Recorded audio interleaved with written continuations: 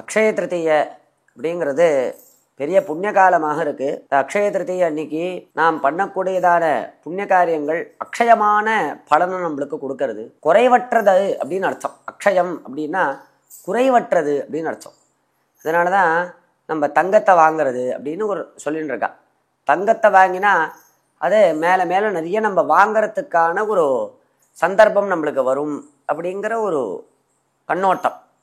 அதே மாதிரி வாங்கிறச்ச எப்படி நம்மளுக்கு குறைவில்லாமல் வாங்கிட்டே இருக்கலாம்னு தோன்றதோ, கொடுத்தாலும் அதே மாதிரி நம்ம கொடுத்தோம் அப்படின்னா நிறைய கொடுக்கறதுக்கான சந்தர்ப்பத்தை பகவான் நம்மளுக்கு கொடுப்பார். தானம் பண்ணினோம் அப்படின்னா, கொடுக்கணும் அப்படின்னா இருந்தால் தானே கொடுக்க முடியும். இப்போ தானாக நம்மளுக்கு ஐஸ்வர்யம், அஷ்டைஸ்வர்யம் சித்திச்சிரும்.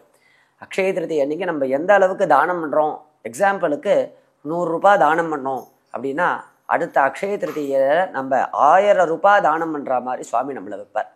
நம்ம ஒரு 10,000 ரூபாய் தானம் பண்ணோம் அப்படின்னா அடுத்த அக்ஷய திருத்தியை அன்னைக்கு 10 லட்சம் தானம் பண்ணுற மாதிரி சுவாமி நம்மளை வைப்பார். அந்த மாதிரி குறைவற்றதாக புண்ணியம் நிறைய நம்மளுக்கு அபிவிருத்தி ஆகிண்டே இருக்கும்.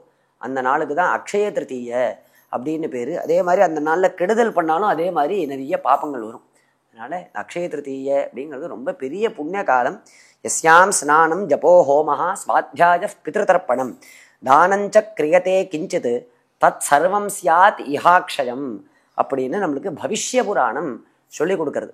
அப்பேற்பட்ட உயர்வான இந்த அக்ஷய திருத்திய புண்ணிய காலத்தில் அக்ஷயமான ஒரு நன்மையை நம்மளுக்கு கொடுக்கறதுக்கு அக்ஷயமான நம்ம காஞ்சி காமகோட்டி பீഠத்தில் சங்கராச்சாரியால் அக்ஷயமான தபஸோடு கூடியதான சங்கராச்சாரியால் ஸ்ரீ சங்கர விஜயேந்திர சரஸ்வதி சுவாமிகள் தனது சிஷ்யராக ஸ்ரீ கணேச சர்மா அப்படிங்கிற ஒரு மகான அக்ஷயமான ஒரு தபஸோட பிரம்மவர்ச்சஸோட கருணையோட வைராக்கியத்தோடு இருக்கக்கூடியதான ஒரு மகானை தனது சிஷ்யராக ஸ்வீகரிச்சுக்கிறார். அப்படிங்கிறது நம் எல்லாருக்கும் அக்ஷயமான ஆனந்தத்தை கொடுக்கறது.